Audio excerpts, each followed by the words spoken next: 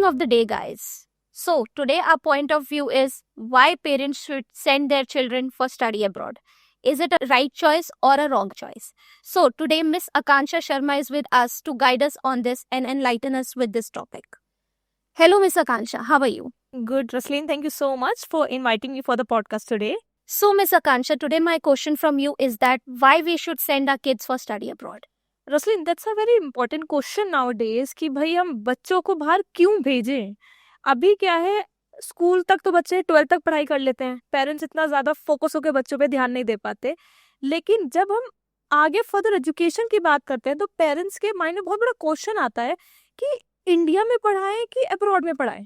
अभी हम कंट्री पे तो जा ही नहीं रहे, अभी तो हम सिर्फ ये सोच रहे हैं कि क्या इंडिया में पढ़ाना चाहिए बच्चों को या बाहर पढ़ाना चाहिए. मेजर क्वेश्चन जो होता है, अब बाहर पढ़ाना क्यों चाहिए, उसके मल्टीपल रीजंस है. There are multiple reasons, number one, हमें लगता है कि भाई इंडिया में जो एजुकेशन है, वी कैन नॉट से कि खराब है, बिकॉज हम सब ने इंडिया में भी पढ़ाई करी है. हमें बोलना भी नहीं चाहिए व्यूअर्स कि इंडिया में पढ़ाई खराब है.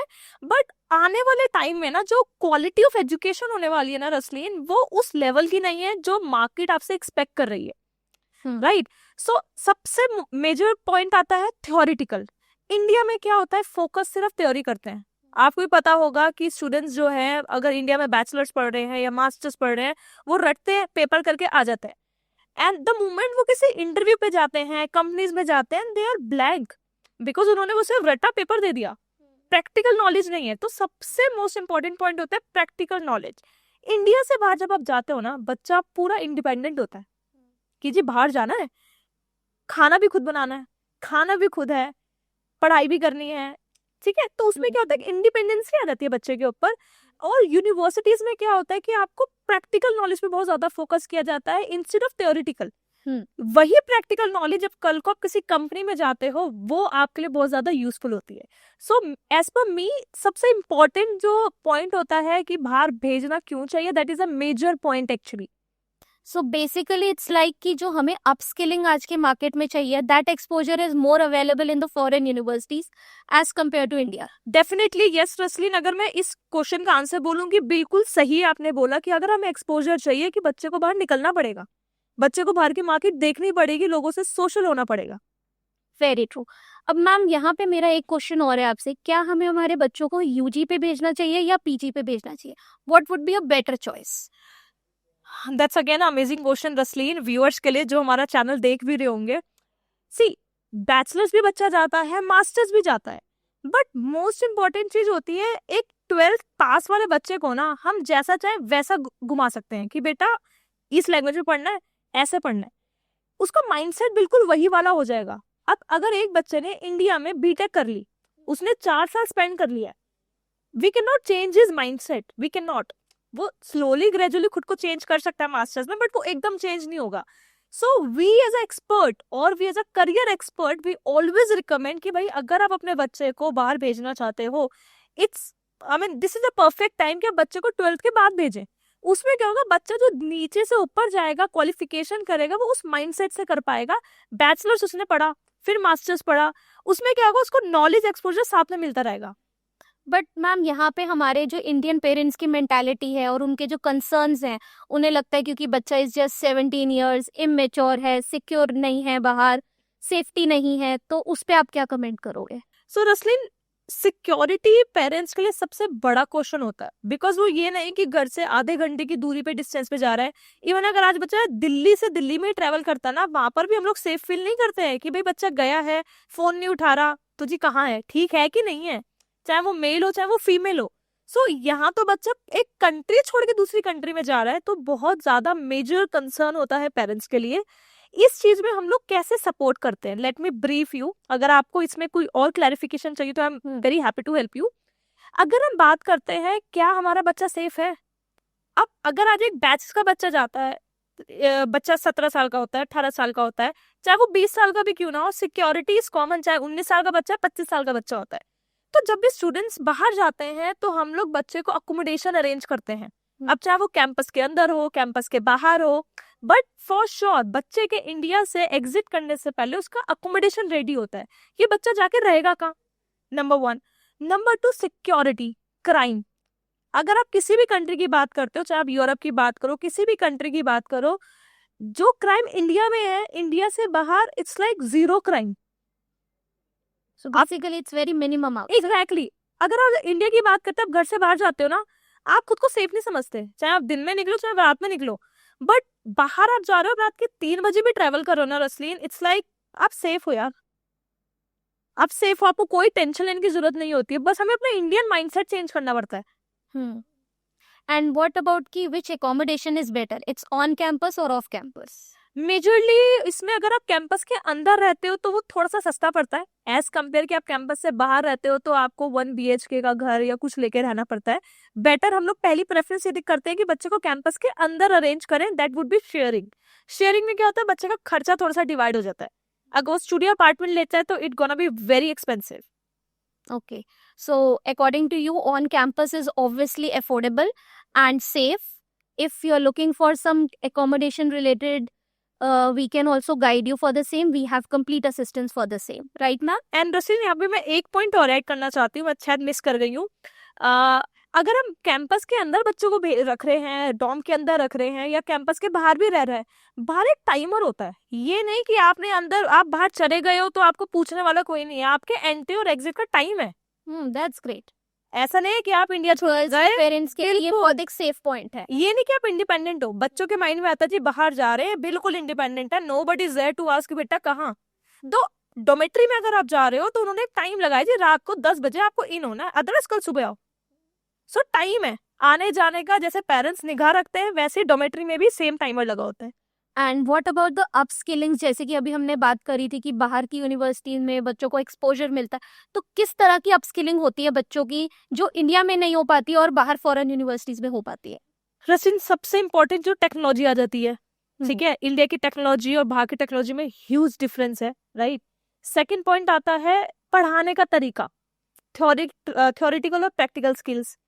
थर्ड चीज आ जाता है कि आप मल्टी नेशनैलिटीज के साथ बैठे हुए हो, आपको लोगों से सोशल होने का मौका मिलता है. आप सिर्फ वही नहीं पढ़ रहे हो जो आपको सिर्फ पढ़ाया जा रहा है, साथ में आपको ऑन जॉब ट्रेनिंग मिलता है. कोर्स के दौरान ही कंपनीज आती हैं, आपको बताया जाता है कि भाई आपका सीवी कैसा बनना चाहिए. ये नहीं कि बच्चा इंडिया में आप पढ़ रहा है तो सीवी भी खुद ही बना रहा है, अपलोड भी खुद ही कर रहा है. इंडिया से बाहर अगर हम किसी भी कंट्री की बात करते हैं तो वो उनको बच्चे को जीरो से सिखाते हैं. And that's the answer of your question कि हम बच्चे को यूजी में भेजे कि मास्टर्स में भेजे. सो जब बच्चा डे 1 से बाहर जा रहा होता है ना रसलीन, उसमें क्या होता है, बच्चे को बताया जाता है कि कंपनीज में आपको कैसे इंटरव्यू को क्रैक करना है, सीवी कैसे बनाना है, खुद को प्रेजेंट कैसे करना है. Very true, very true. So now, ma'am, I would like to ask you कि what would be the cost involved in study abroad? Like क्या हमारे expenses होंगे, जो हर पेरेंट का एक मेन क्वेश्चन होता है, right? They have to go for finances. तो क्या अरेंज करना पड़ेगा उनको, क्या फंडिंग्स होंगी? अगेन ये एक मोस्ट इम्पॉर्टेंट टॉपिक आता है. बाहर भेजना है तो पैसा चाहिए, ठीक है. बिना पैसे के we can not even plan कि भाई भेजना कहाँ है, राइट. सो अगर हम बात करते हैं इंडिया से बाहर भेजने की, I am not talking about any specific country है, I am talking about Europe. अब यूरोप में मैं थोड़ा सा ब्रीफिंग कर देती हूँ, आपके व्यूअर्स को काफी हेल्प मिलेगी इस चीज से समझने के लिए कि भाई कहाँ जाना चाहिए. यूरोप को भी ना रसलीन हम 2 पार्ट्स में डिवाइड करते हैं. बच्चों के माइंड में ना रैंडम आता है जी, Germany, France, Portugal, but they don't even have an idea कि भाई खर्चा कितना है. तो यूरोप को ना 2 हिस्सों में डिवाइड करते हैं, उससे समझना इजी हो जाएगा. Low budget Europe, high budget Europe. उसमें क्या होगा, आपके व्यूअर्स को ना समझना आसान है कि मैडम मैं तो लो वाले में जाना चाहता हूँ, मैडम मैं तो हाई वाले में जाना चाहता हूँ, राइट. सो लो में कुछ कंट्रीज आते हैं जैसे कि पोलैंड, आपका लाटविया, लिथुआनिया, चेक रिपब्लिक, हंगरी, बेल्जियम. ये वो कंट्रीज हो जाती हैं जहां पर आपका ट्यूशन फीस बहुत नॉमिनल होता है. अब नॉमिनल कितना, that would be 3,000 euros goes up to 7,000 euros a year. आज अगर आप इंडिया में भी पढ़ाई करते हो तो इतना बजट तो इंडिया में मिलता है. आज आप एमएटी जाते हो, आप बैचलर्स करने जा रहे हो, आई एम श्योर 1 CR आपका लग जाएगा. हाँ, नॉर्मली लग जाएगा, राइट. क्वालिटी, हाँ, आप दिल्ली यूनिवर्सिटी से ओपन पढ़ रहे हो तो बहुत अलग बात है, बट उसकी कोई वैल्यू भी नहीं होती आज के टाइम पे. So same with high budget Europe. अगर आज मैं हाई बजट यूरोप की बात करूं, countries are Finland, Denmark, Sweden, है ना, ऑस्ट्रिया. ये वो कंट्रीज होती है जहां पर tuition fees starts with 8,000 euros goes up. It may be 10,000, 15, 20, anything. So सबसे पहले बच्चों को अपना बजट प्लान करना पड़ेगा कि हम लो में जाएं या हाई में. Okay. And what type of courses like students can go for in these countries? See it's completely depend on student profile. आज अगर बच्चा आपके पास आता है कि भाई मैंने 12th PCM करा हुआ है, नाउ टेल मी कि भाई मैं क्या करूं. Now days IT is the biggest market. IT से आगे पीछे कुछ नहीं है. आप IT करो, कंप्यूटर साइंस करो, AI करो, डेटा साइंस, कंप्यूटर मॉडलिंग. तो IT हो गया, हॉस्पिटैलिटी हो गया, MBBS के लिए बहुत बच्चा बाहर जाता है बिकॉज इंडिया में बच्चों को सीट्स नहीं मिल पाते हैं. आपने IT, बिजनेस, हॉस्पिटैलिटी, डिजाइनिंग तो बहुत बच्चे को सुना होगा.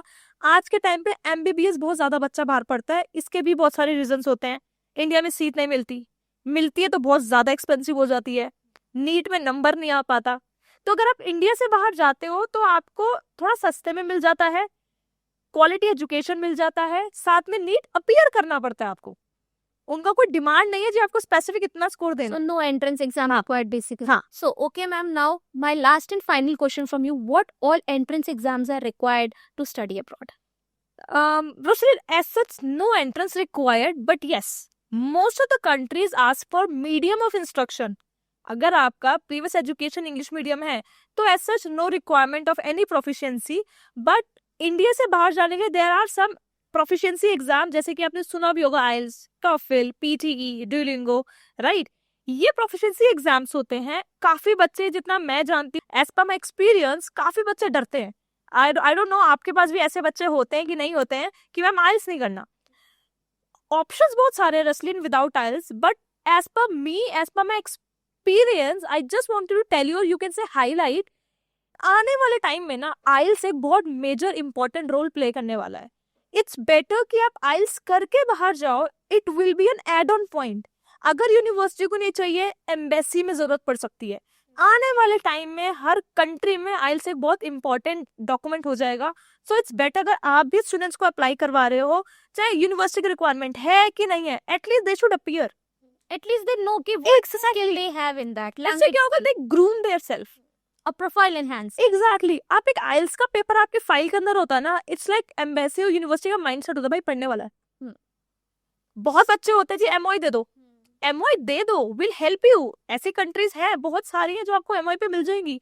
बट बच्चे का फ्यूचर का क्या ना, आने वाले टाइम में सब कंट्रीज आपसे IELTS मांगेंगी, ट्रस्ट में सब मांगेंगे, और may be from coming intake. तो इट्स बेटर कि you should guide your students. For upcoming student they should appear IELTS, PT और any of the easy proficiency exam. At least appear तो करें.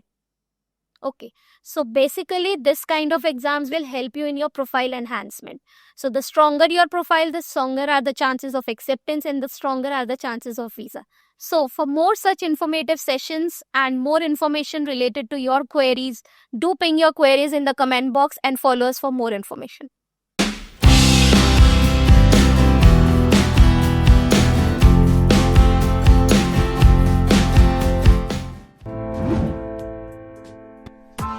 Press the bell icon on the YouTube app and never miss another update.